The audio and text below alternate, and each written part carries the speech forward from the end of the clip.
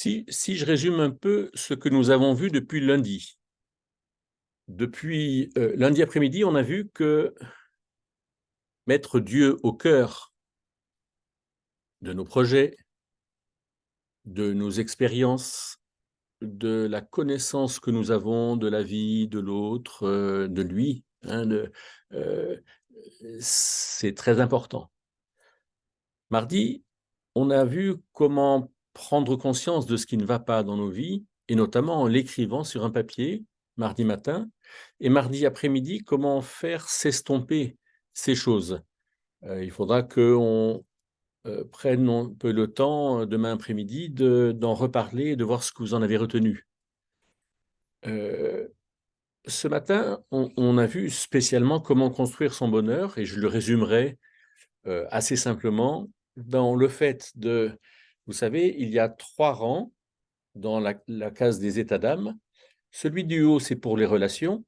Donc pour les relations, c'est être en relation avec l'autre d'une manière juste pour éprouver la paix, pour ressentir la paix.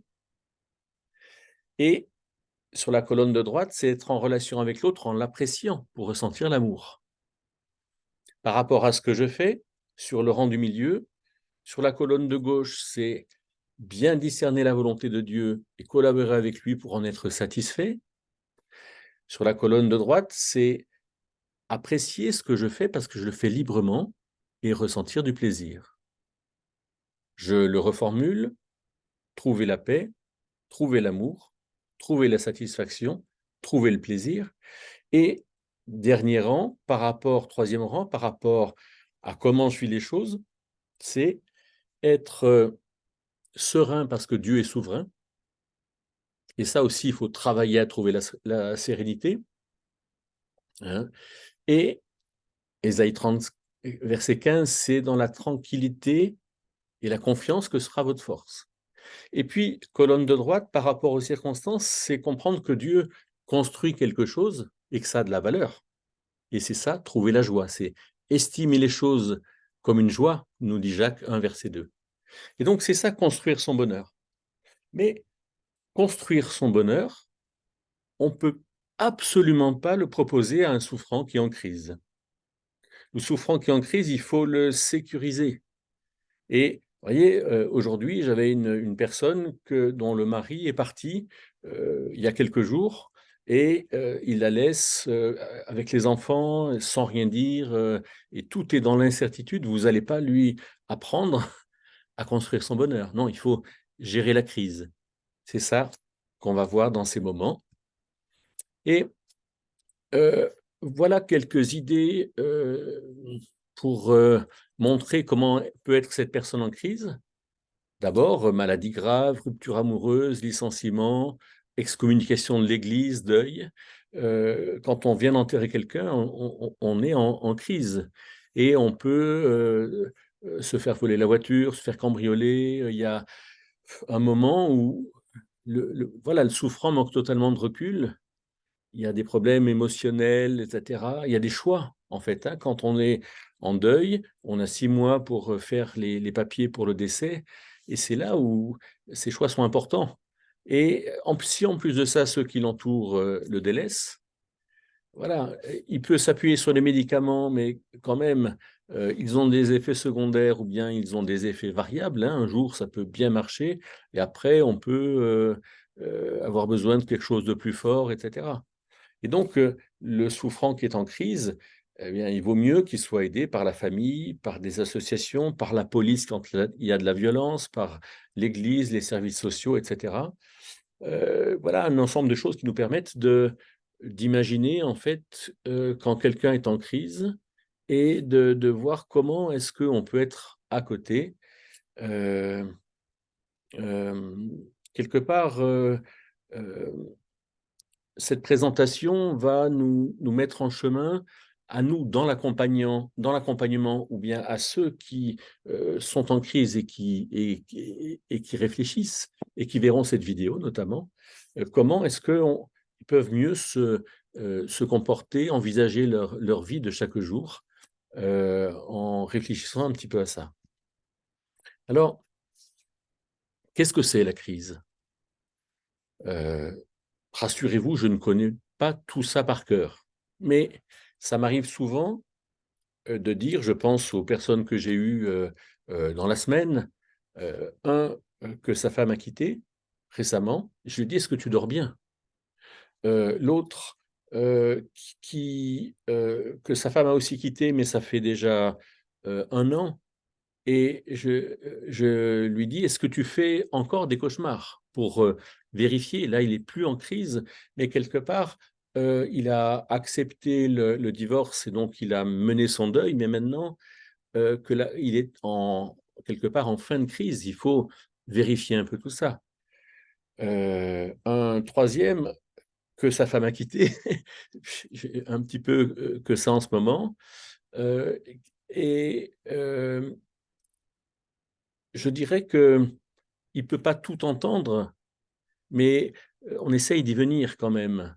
Heu il, il y a 15 jours, il a pleuré tout le temps avec moi au téléphone et donc que faire dans ces moments-là? Hein? Quand quelqu'un pleure, et en plus de ça qu'on est au téléphone, je ne peux pas le prendre dans mes bras, je peux pas, mais il y a des choses qu'on peut envisager. Heu, il me parle de pas mal de choses, mais je ne sais pas quelle est la véritable blessure.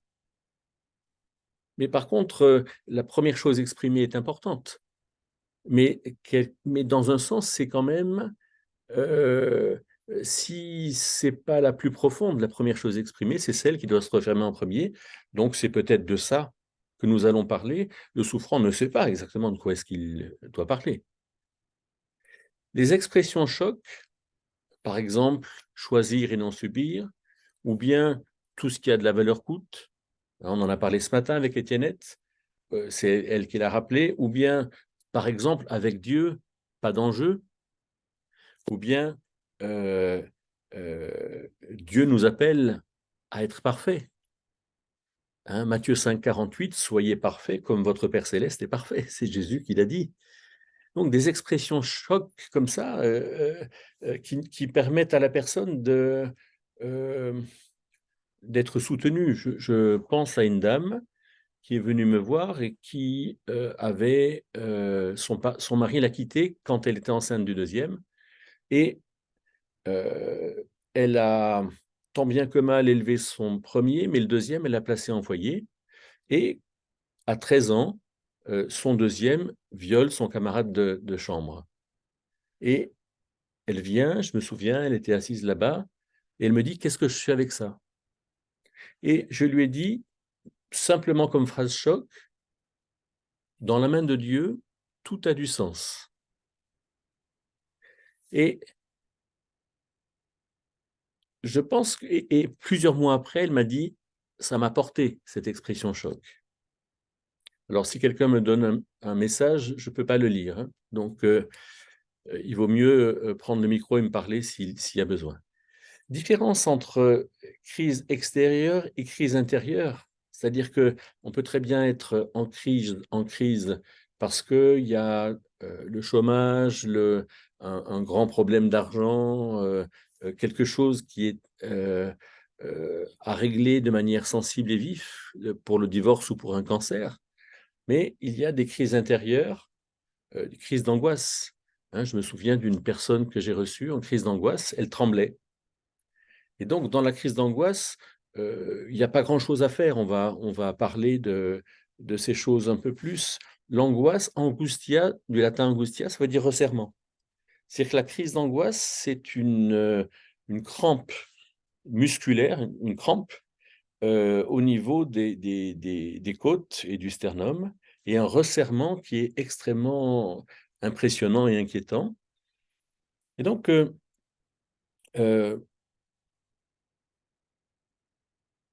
je dis vraisemblablement, parce que c'est ce que j'ai compris après une trentaine d'années d'expérience, que l'angoisse, c'est, ce qui se produit dans la confusion des pensées, qui va produire un état d'âme, un bouquet d'états d'âme extrêmement douloureux et qui va se reporter sur le corps. C'est comme les tremblements, c'est comme la maladie d'ailleurs, hein. Donc je répète, dans la confusion des pensées, quelqu'un va ressentir des émotions variées et douloureuses qui vont dépasser son seuil de support et ça va faire que il va y avoir des tremblements, un sentiment d'oppression extrême, la crise d'angoisse. Alors, bien sûr, ça, c'est pas quelque chose que j'ai voulu faire comme complet, hein. C'est pour, s'ouvrir à ce que peut être la crise et mais c'est quand même intéressant et utile de, se demander, heu, quand la personne est en crise: «Tiens, ah oui, on a parlé de l'angoisse, on a parlé des cauchemars, on a parlé de, heu finalement de, ce moment où le souffrant perd pied» et donc en premier lieu, en général, quand ces souffrants ont des graves problèmes ou sont en crise, alors on va leur prescrire des médicaments. Je vous ai déjà parlé, je ne sais plus si c'est oui, je crois que c'est pour que les souffrances s'estompent mardi après-midi, de ces 4 familles de médicaments. Les anxiolytiques qui diminuent, heu, le l'anxiété douloureuse, les antidépresseurs qui donnent de la force, les neuroleptiques qui ralentissent, les pensées et les hypnotiques qui aident à dormir. Et donc, heu, l'idée principale, c'est que surtout nous, en tant qu'accompagnants, il faut jamais déprécier le médicament. C'est ce que j'ai noté à la fin. Parce que le médicament, permet de supporter le problème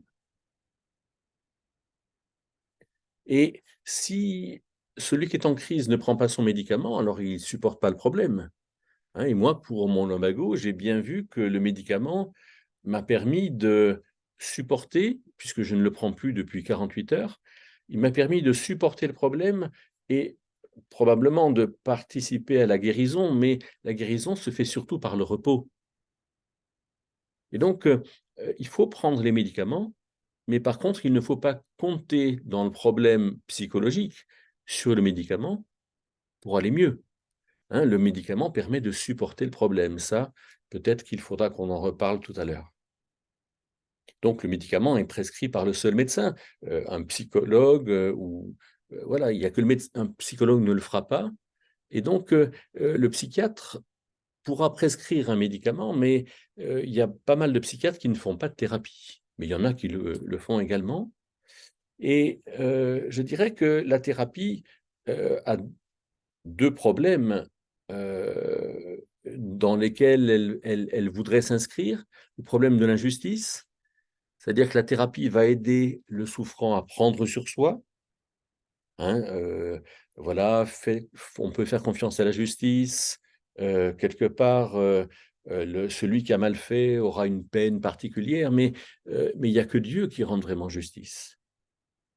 Et donc, la thérapie, bute en fait par rapport à l'injustice et par rapport au spiritisme, elle peut carrément rien faire, puisqu'il n'y a que l'autorité spirituelle, de celui qui va conduire le souffrant spirit dans la délivrance, qui pourra être efficace, cette autorité.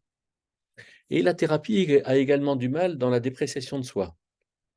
Parce qu'on pourra apprendre aux souffrants à mieux se considérer, à mieux s'accepter, avec des techniques pour, montrer, pour, prendre, la température de l'appréciation de soi et la faire progresser.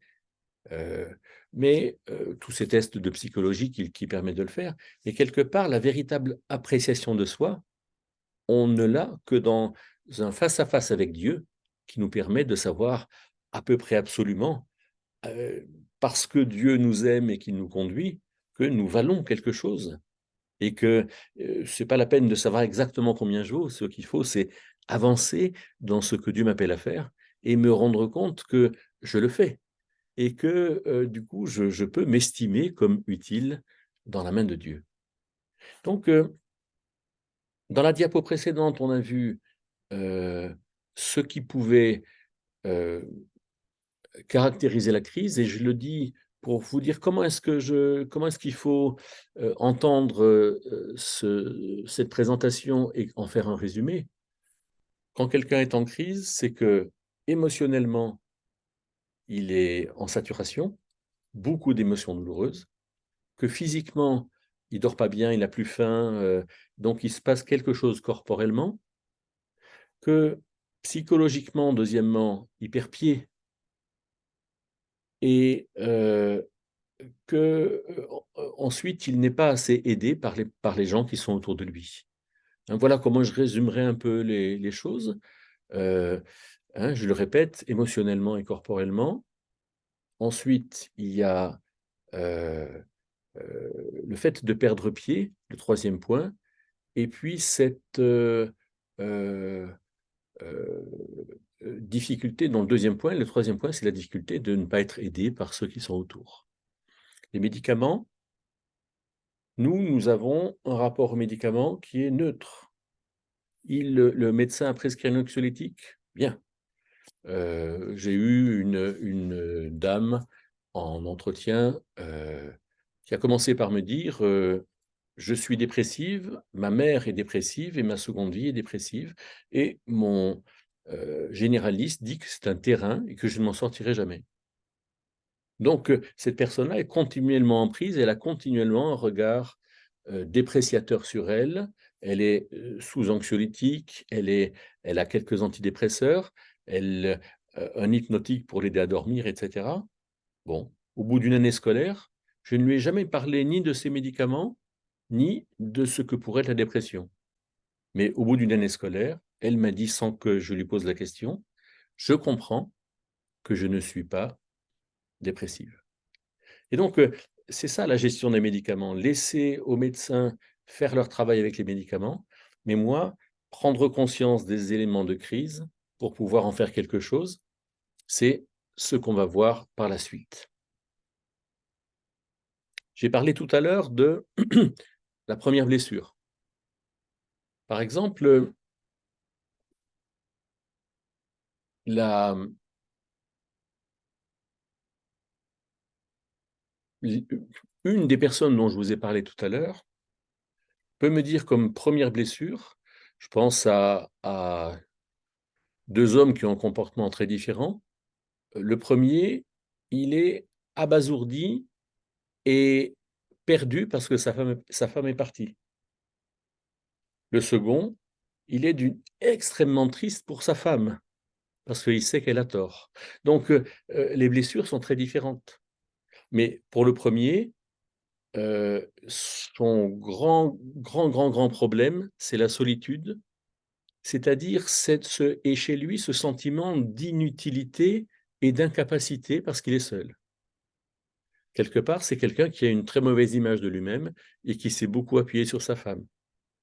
Le second, c'est, au contraire quelqu'un qui est d'une piété, d'une bienveillance, et qui comprend pourquoi est-ce que sa femme est partie.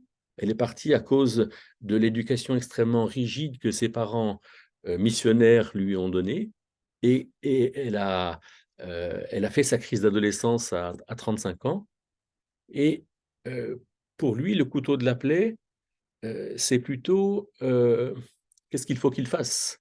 C'est le fait d'être perdu, le fait d'être, non pas perdu parce qu'il ne peut pas, mais perdu parce qu'il ne sait pas. Et donc, vous voyez comme les 1res blessures exprimées sont, très différentes en fonction des gens.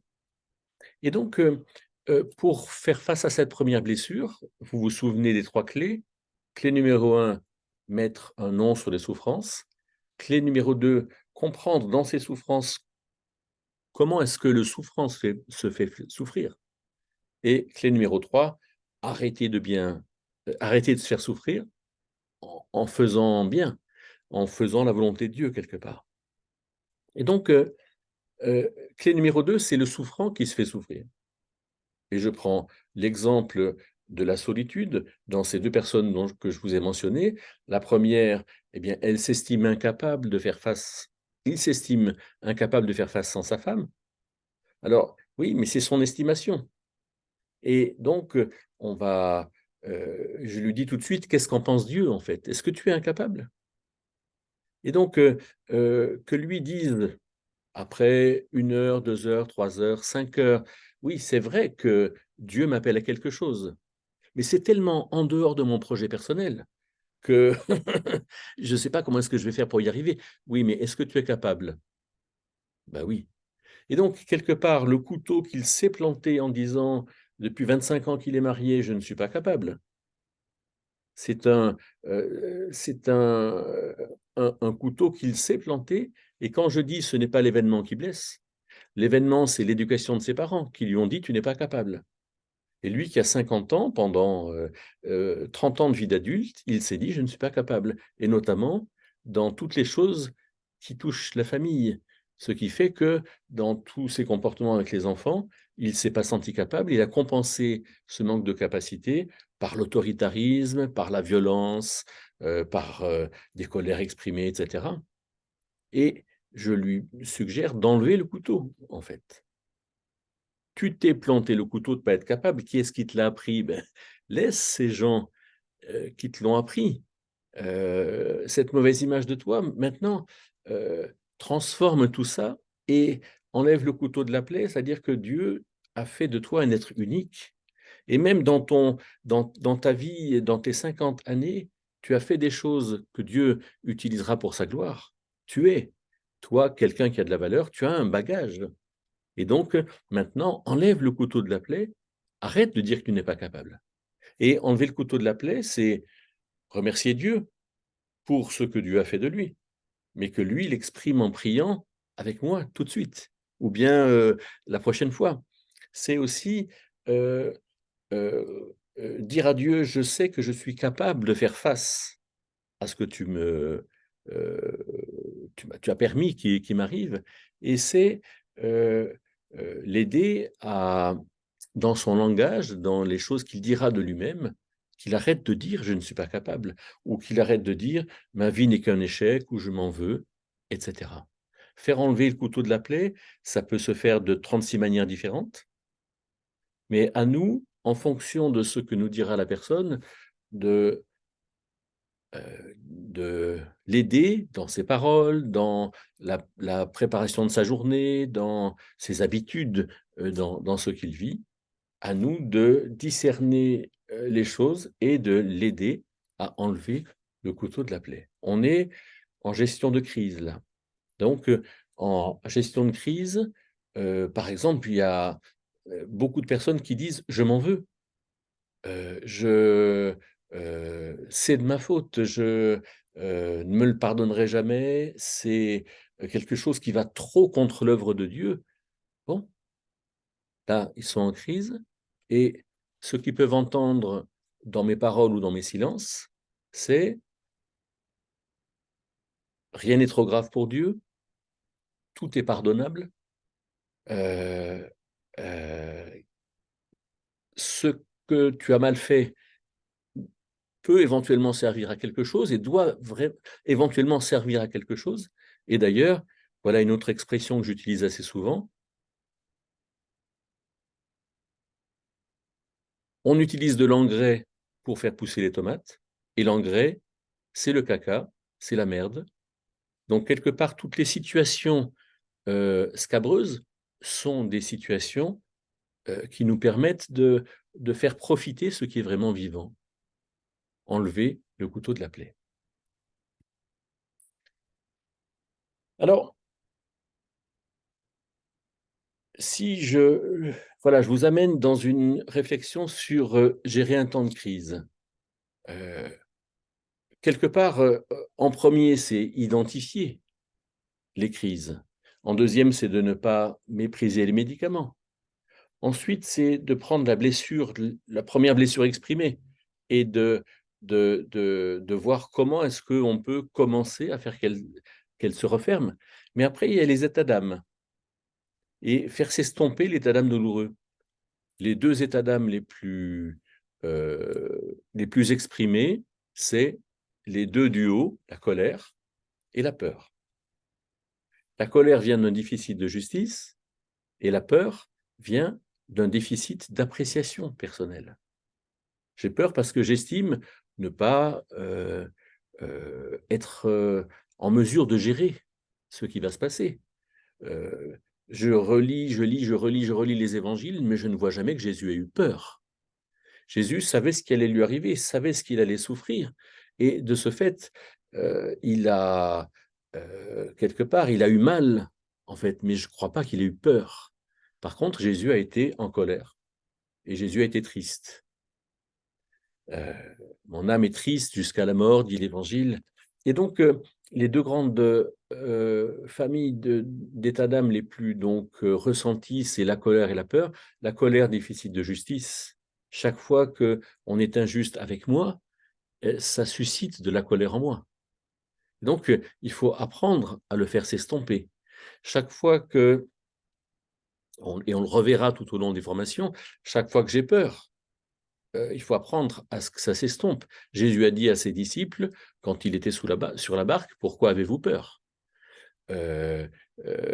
Paul dit à Timothée qu'il a laissé à Éphèse dans le Conseil des Anciens, Dieu ne nous a pas donné un esprit de peur ou de crainte ou de timidité, suivant les traductions.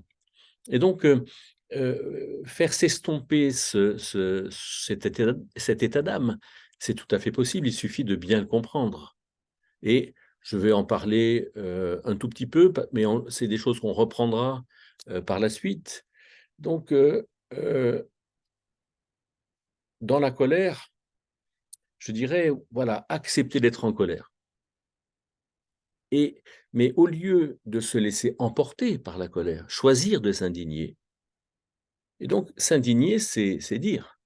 Et dire notre colère, on peut l'exprimer à haute voix, on peut l'écrire sur du papier, on peut envoyer un mail, un texto, on peut en parler, si la personne est déjà morte, à des gens qui sont proches. S'indigner, c'est toujours possible. On peut même s'indigner par un silence évocateur, hein, en disant, voilà, dans ces conditions, je ne peux pas continuer à collaborer avec vous. Hein, je vois que parler ne sert à rien, j'ai dit quelque chose, donc mon indignation va aboutir dans le recul que je vais prendre, et le recul que j'assume devant Dieu. C'est un choix que je fais devant Dieu, et parce que je fais ce choix de l'expression de la colère, alors j'attends de retrouver la sérénité intérieure. C'est la période de deuil. Mais je sais que cette colère, elle est juste, elle est utile, et donc j'en suis gratifié. S'indigner est un acte d'amour, parce que je me dois à l'autre de dire ce qui ne va pas. Alors que dans le monde chrétien que je connais, la plupart des gens disent que non, non, non, être en colère, c'est pas chrétien. Bon, hein, on y reviendra dans le long de cette formation, mais l'indignation, c'est un acte d'amour, et de ce fait, mais c'est un acte qu'on choisit, hein, au contraire de l'emportement. Voilà pour la colère. Pour la peur, je ne l'ai pas mis ici, mais c'est exactement pareil. Accepter d'avoir peur. Il ne faut pas. J'entends souvent des formations dans lesquelles on dit qu'il faut gérer ses états d'âme. J'aime pas bien ce mot gérer. Il faut les vivre. Parce que la colère et la peur sont des états d'âme utiles. Dieu nous en a dotés. Donc, vivons-les. Je suis en colère. Et la plupart d'entre vous ne me connaissent pas bien quand je suis en colère. Mais quand je suis indigné, alors je ne suis pas trop fréquentable. Voilà, je ne crains pas de dire à quelqu'un que je suis indigné. Du coup, je dis que je suis indigné, et je ne crois pas que je suis quelqu'un qui m'emporte. Mais par contre, quand je m'indigne, je m'indigne. Et donc, j'identifie la motivation. Mais quand j'ai peur, c'est pareil. Hein, j'accepte de cette peur, et quelque part, je dis, mais pourquoi j'ai peur en fait? J'ai peur de qui? J'ai peur de quoi? Et de ce fait, j'accepte non seulement la peur, mais j'accepte de chercher à comprendre ce qui, en moi, nourrit cette dépréciation, cette incapacité. Quand je le comprends, comme dit Étiennette, je recadre, c'est-à-dire je change de pensée à mon égard, je, euh, je vais, comme dit 2 Corinthiens 10,5, amener toute pensée captive à l'obéissance du Christ.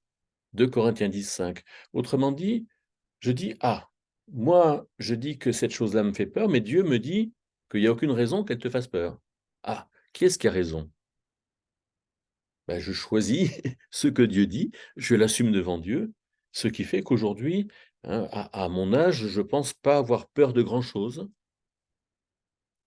Et il m'est arrivé quelquefois quand c'est la nuit et que je vois des gens peut-être peu recommandables près de moi, je me dis: ben si on m'assassine, ben voilà, c'est le pro ça devient un peu le problème de Dieu. J'ai pas cherché à être là à ce moment-là et du coup, je ne cultive pas la peur et ce qui fait que, cet état d'âme va s'estomper et je suis gratifié de ce chemin, utile pour moi et utile dans l'œuvre de Dieu. Mais quand c'est quelqu'un qui est en crise, quelqu'un qui, va cultiver la peur parce qu'il, comme cette personne dont le mari vient de partir et qui a 4 enfants, heu qu'est-ce que je vais devenir demain? Hein, où est-ce que je vais trouver de l'argent? Qui va me faire les papiers que je n'ai pas fait, que je n'ai jamais fait? Heu Qu'est-ce que Dieu me réserve? Eh bien, là, il faut dans un sens, choisir de vivre devant Dieu quelque chose, dans quelque chose dans laquelle Dieu dit qu'il est vrai Père, qu'il est véritablement garant. Alors, là aussi, il y a de notre part d'accompagnant, à aider à faire s'estomper l'état d'âme le plus douloureux. Pourquoi est-ce que j'ai mis ça? C'est parce que, il y a peut-être plusieurs états d'âme, associés, hein. Par exemple, pour la colère ou qui découle de l'injustice. Ça peut être pour la colère, ça peut être, l'amertume, ça peut être, le fait de bouder, de ne plus avoir faim, et donc mais lié à la colère, il peut y avoir la honte de ce qui m'est arrivé. Il peut y avoir, la jalousie de ce qui m'est arrivé à moi, qui n'est pas arrivé à mon frère, ma sœur, mon voisin et cetera. Et donc, dans ces 20 premières minutes de l'entretien, heu, je vais entendre la personne et choisir, en fait, quel est l'état d'âme le plus douloureux pour aider à faire s'estomper. Voilà ce que je vais faire du point de vue, des états d'âme dans le temps de crise.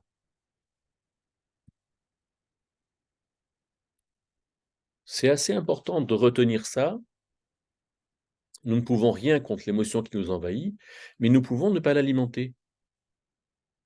C'est un peu ce que dit Éphésiens 4, 26 à 31. Mettez-vous en colère et ne péchez pas. C'est un impératif, c'est un ordre. C'est-à-dire, choisissons d'exprimer notre colère, notre indignation, mais que le soleil ne se couche pas sur la colère. Et au verset 31, il est dit: «Que toute», je lis de mémoire, «amertume, colère et emportement soient ôtés du milieu de vous». Donc, ça veut dire que choisissez d'arrêter de vous indigner et passer à autre chose. Et on peut ne pas l'alimenter avec la confiance en Dieu. Et justement, quelle est notre image de Dieu?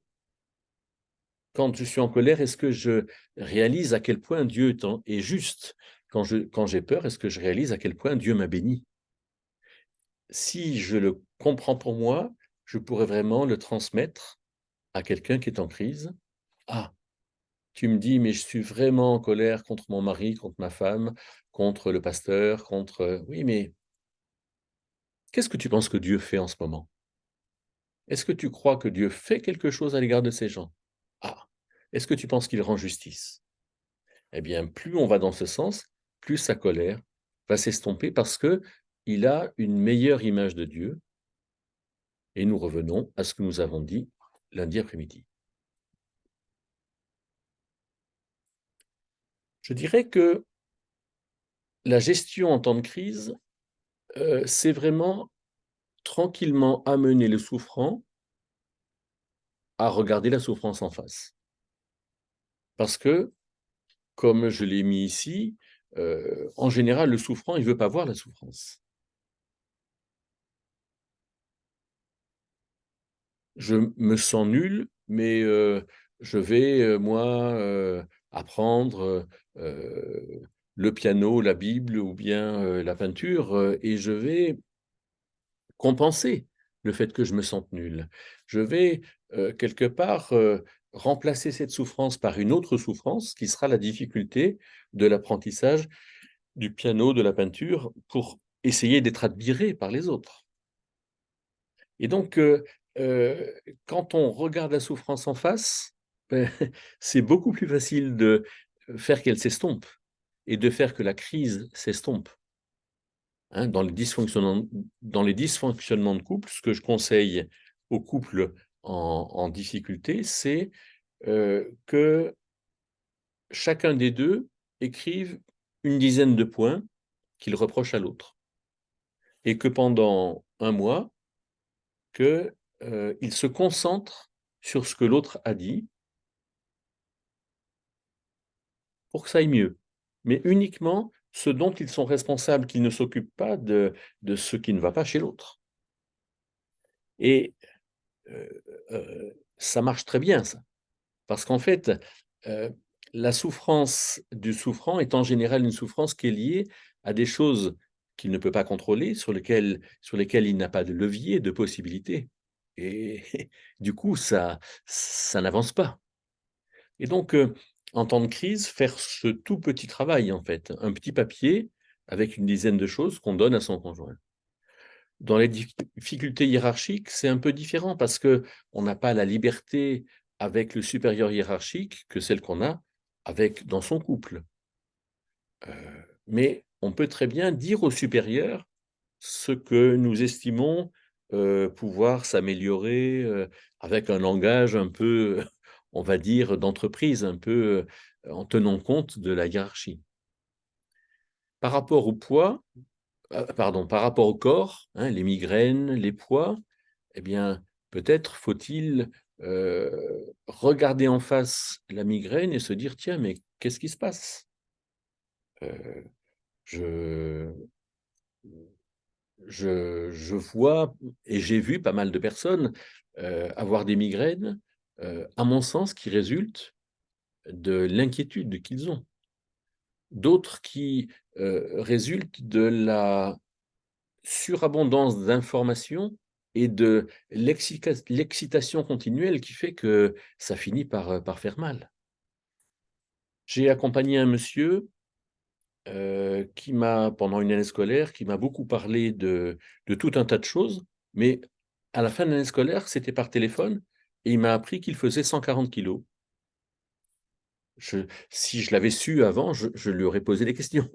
Mais on n'en a pas parlé et quand on est, en crise comme ça, quand il y a vraiment des dysfonctionnements de nourriture, de sommeil, d'alcool et cetera, voilà, il faut, j'ai accompagné une dame pour des phobies et qui était, vraiment en sueur, bon, heu, qu'est-ce qu'on fait quand, heu qu'est-ce qu'on fait, quand il y a cette crise-là? Alors, j'ai déjà parlé des états d'âme, de la blessure la plus importante, mais pour elle, je lui ai proposé de regarder la souffrance en face. Qu'est-ce que c'est qui te fait peur, en fait? Vas-y, fais une liste, écris, écris, reprends-le ton papier, travaille sur tout ça et demande-toi bien si c'est ça, en fait. C'est comme, les gens qui ont la phobie des araignées, plus ils regardent des araignées, peut-être plus ils s'y intéressent. Voilà, la bipolarité, est-ce qu'on peut, être en crise parce que tout à coup, le médecin nous a catalogués bipolaires? Et donc si on est bipolaire, on sait que la période, de dépression va arriver et du coup, il peut très bien y avoir une crise. Bon, très bien, mais ça, c'est le médecin qui le dit, hein et on a ce verset dans, je crois 2 Chroniques 16, à la fin du chapitre, Asa, le roi Asa, dont le nom Asa veut dire médecin. Curieusement, il est dit qu'il ne rechercha pas l'Éternel, mais les médecins et il a beaucoup souffert des pieds. Bon, à qui fait-on confiance? Est-ce que quand on nous dit qu'on est bipolaire, est-ce qu'on le croit tout de suite? Ou bien est-ce qu'on veut poser à plat les choses devant Dieu? Voilà, les obsessions, j'en ai un peu parlé, mardi après-midi. l'argent, la sexualité, les rancœurs, c'est-à-dire les relations. Est-ce qu'on comprend que plus ces choses-là occupent de la place dans le jardin de nos pensées, alors plus on en est obsédé. Si on pense que, heu quelque part, c'est avec nos achats qu'on compensera, une crise de couple, ça marchera pas. Hein, ce qu'il faut, c'est regarder le la souffrance en face. Si on pense que le porno, compensera, la qualité sexuelle dans le couple, ça marchera pas non plus. Non, là, c'est plutôt une compensation. Les rancœurs, quelque part, se font, souvent parce qu'on ne regarde pas la vérité en face et du coup qu'on n'a pas accès à ce qu'on peut changer. C'est exactement la même chose pour les dépendances. On devient dépendant d'une chose qui ne fonctionne pas bien, d'une chose qui ne nous fait qui ne nous libère pas et qu'on ne comprend pas. C'est ce que dit Romains 6,17, quand, vous étiez Paul dit: «Vous étiez esclaves du péché», Romains 6,17, «mais vous en avez été libérés, ayant obéi de cœur à la doctrine dans laquelle vous avez été instruits». Autrement dit, plus vous comprendrez comment ça se passe et moins vous serez dépendant. Pour ne pas être dépendant, il faut choisir.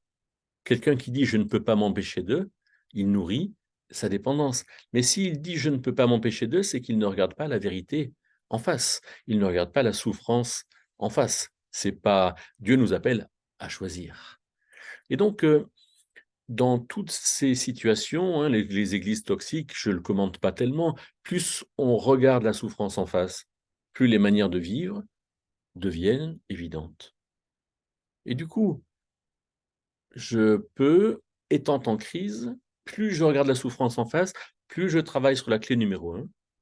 Je vais, heu heu, tranquillement parce que ça va un peu se faire, tout seul parce qu'on va parler de perspectives, on va parler de moyens, les perspectives de Dieu, les moyens de Dieu et le souffrant va comprendre que sa volonté est en train de changer. Parce que la volonté, il y aura une présentation sur la volonté, c'est la manifestation émotionnelle du jardin de mes pensées. Tout ce que je pense produit un désir, une envie, une volonté, hein, et je reviens à ce qu'on disait ce matin sur, la paresse. Quelque part, le paresseux, c'est celui qui ne veut jamais se fatiguer, en fait, qui veut jamais mettre la main dans le cambouis et du coup, il n'a pas de volonté. Mais au contraire, celui qui considère les choses comme Dieu et qui pense que tout est intéressant et que l'œuvre de Dieu doit se faire, alors lui, il a de la volonté et notamment celle qui résulte de regarder la souffrance en face. Alors, il y a quelques actes dans lesquels je ne vais pas beaucoup rentrer parce que on en reparlera, mais face aux blessures, qui viennent de se faire et là j'ai pris je fais une petite liste de ces blessures, hein, dans la famille, dans l'église, dans la confrontation, du travail, alors confesser, ça vient du grec homologeo, qui a donné homologuer, c'est-à-dire que confesser, c'est dire à Dieu: «Tu as raison, maintenant je vois les choses comme toi, je suis d'accord». Par exemple, les blessures familiales, bah, si j'ai, heu moi en tant que, parent d'enfants adultes, si j'ai de mauvaises relations avec mes enfants, je peux aussi confesser, non seulement reconnaître ces mauvaises relations, mais aussi confesser, c'est-à-dire, reconnaître devant Dieu quelle est ma part de choses mal faites et je ne suis pas forcément tenu de le dire à l'autre quand, c'est pas nécessaire. Je crois que lundi après-midi, j'ai dit que les choses mal faites de manière publique doivent être confessées de manière publique. Les choses mal faites par rapport à quelqu'un doivent être confessées à quelqu'un, mais les choses mal faites qui n'engagent que moi, quelque part, je peux les confesser à Dieu, même dans le cadre de blessures familiales. Et donc, hem, la confession, c'est dire à Dieu que je suis d'accord avec lui. Le dire à Dieu et peut-être le dire à une personne concernée. Mais le pardon, du grec, il y a 2 mots qui sont traduits par pardonner. Dans les évangiles, c'est aphiemi, qui veut dire laisser aller l'autre. C'est-à-dire que je lui pardonne, c'est-à-dire que je, je, je me détache, en fait, de la douleur de la relation avec l'autre. Mais un deuxième mot qui est dans les épîtres, charizomai, veut dire transmettre la grâce. Autrement dit, celui qui me blesse, eh bien, je le laisse, soit en le lui disant, soit en ne le lui disant pas, que il a affaire à Dieu pour les choses qui ont été mal faites. Et je te pardonne, c'est-à-dire je choisis de ne pas chercher moi à me venger, mais de laisser Dieu faire grâce ou ne pas faire grâce, c'est-à-dire amener l'autre justement à la confession aussi et au pardon. Ça, ce sont des choses assez fondamentales et qu'il faut peut-être assez rapidement dire à quelqu'un qui est en crise. Tu es en crise, ah, et tu as compris parce que tu as regardé les choses en face que il vaut mieux être vrai devant Dieu. Bon, qu'est-ce que tu as à lui confesser tout de suite? Est-ce que tu veux le faire devant moi? Bon, est-ce que tu es prêt à t'engager devant Dieu à pardonner à quelqu'un? C'est-à-dire à ne pas chercher à te venger, à ne pas chercher même à le changer. C'est c'est lui qui est responsable et c'est Dieu qui l'aidera à faire toutes ces choses.